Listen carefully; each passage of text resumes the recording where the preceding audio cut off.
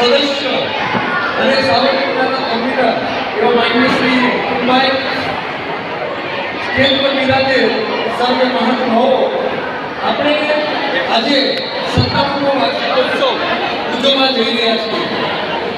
2 વર્ષ પછી એટલે કે 2028માં આપણું 100મું વર્ષ આપણે ઉજવીશું.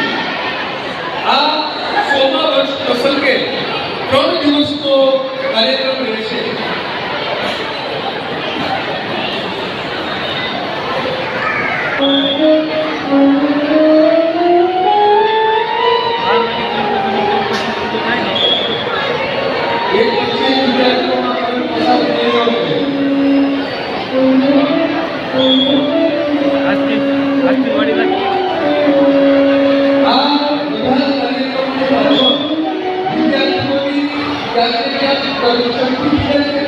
કોઈ જગ્યાએ એમની એક્ટિવનેસ મળે છે, કોઈ જગ્યાએ એમની સતર્કતા કેળવાય છે.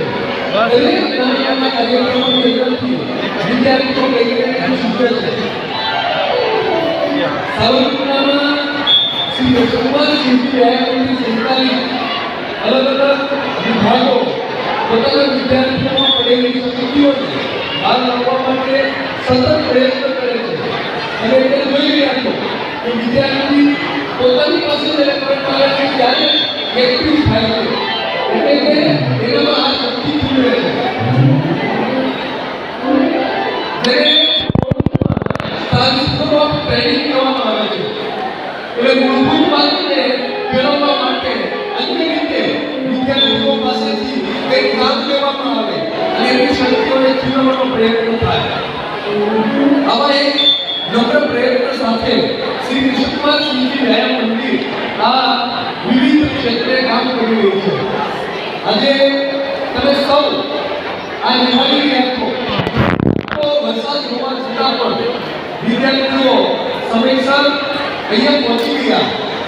તમે જોયું હશે સૌએ કે આવા જૂના મેદાનમાં પણ આ વિદ્યાર્થીઓએ પોતાની કલા પીરસવા માટે સતત પ્રયત્ન કરી રહ્યા છે. આપણે સૌ જ્યાં ઉભા છીએ ત્યાં આ વિદ્યાર્થીઓ માટે તાળીઓના ગડગડાટથી વધાવવા જોઈએ.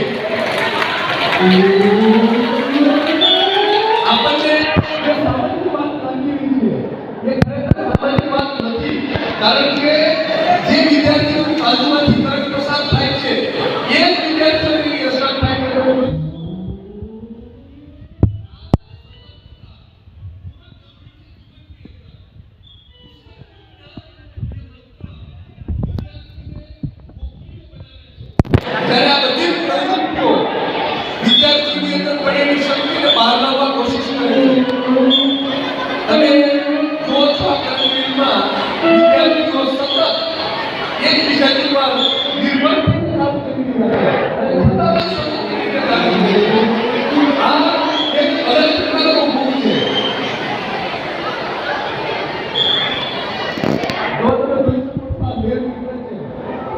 દરિયાની સમુદ્રની એક લહેર પસાર થઈ રહી છે અને વિદ્યાર્થીઓ એક પછી એક એને પસંદગી રાખે.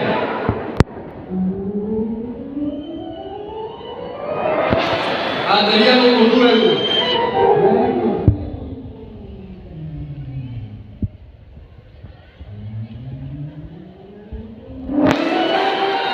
દરિયામાં આવેલા મોઢાની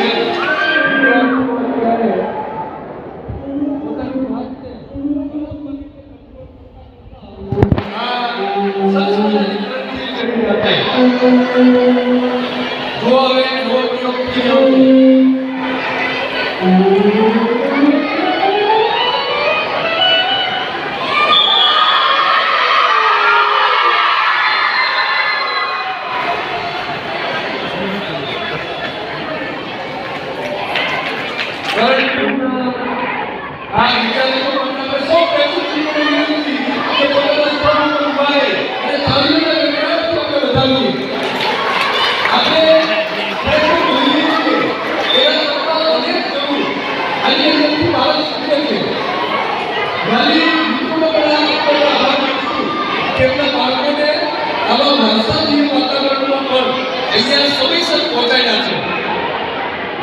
આ તમે જોજો, આ વિદ્યાર્થીઓની સતર્કતા તમે જોજો. હવે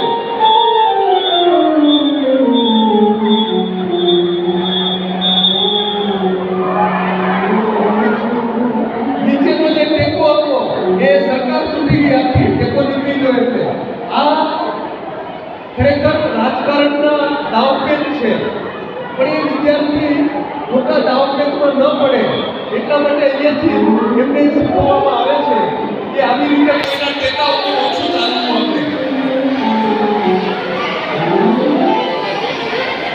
હવે આ વિદ્યાર્થીઓ કેવો પ્રયોગ કરવા જઈ રહ્યા છે.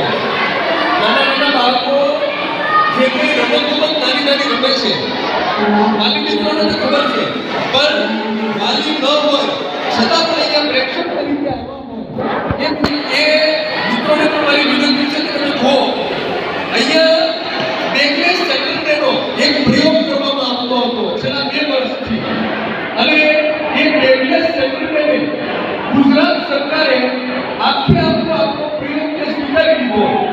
એટલું જ નહીં, પણ બેકલેસ સેટરડે નામ આપી અને એમને સ્વીકાર્યો છે. અત્યારે સમગ્ર ગુજરાતની અંદર આનો પ્રયોગ ચાલી રહ્યો છે. આ વિદ્યાર્થીઓ જુઓ,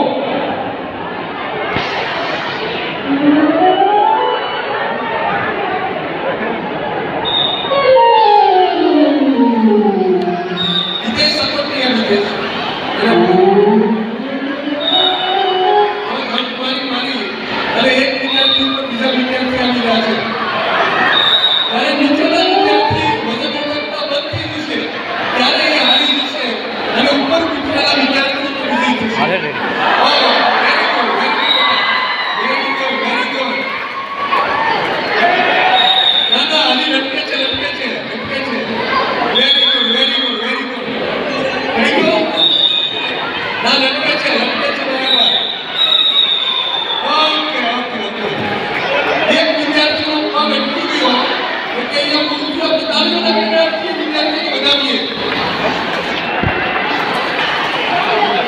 હવે બીજી ટીમ આવે છે.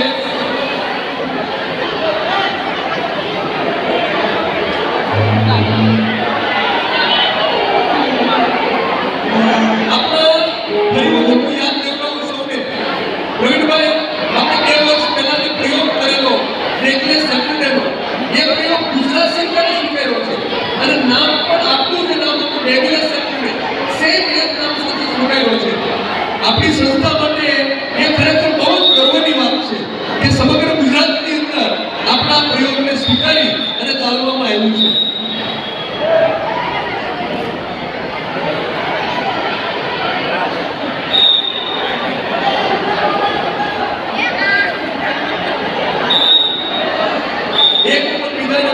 બીજા વિદ્યાર્થીઓ અત્યારે પોતાની સવારી લઈ રહ્યા છે.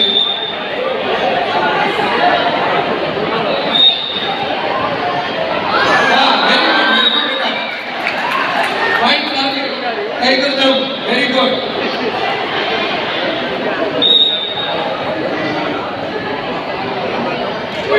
અરે વાહ,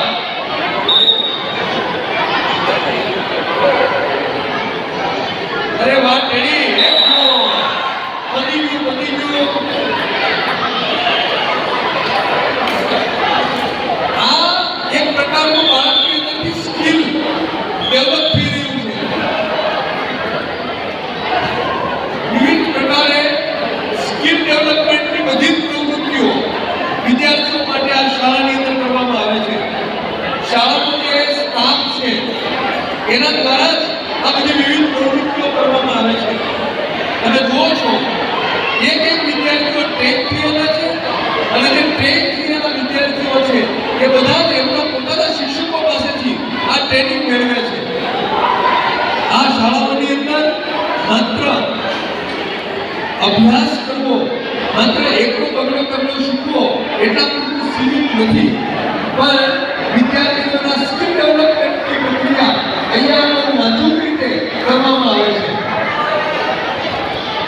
હવે મોટા વિદ્યાર્થીઓને કેવો આપણે જોઈએ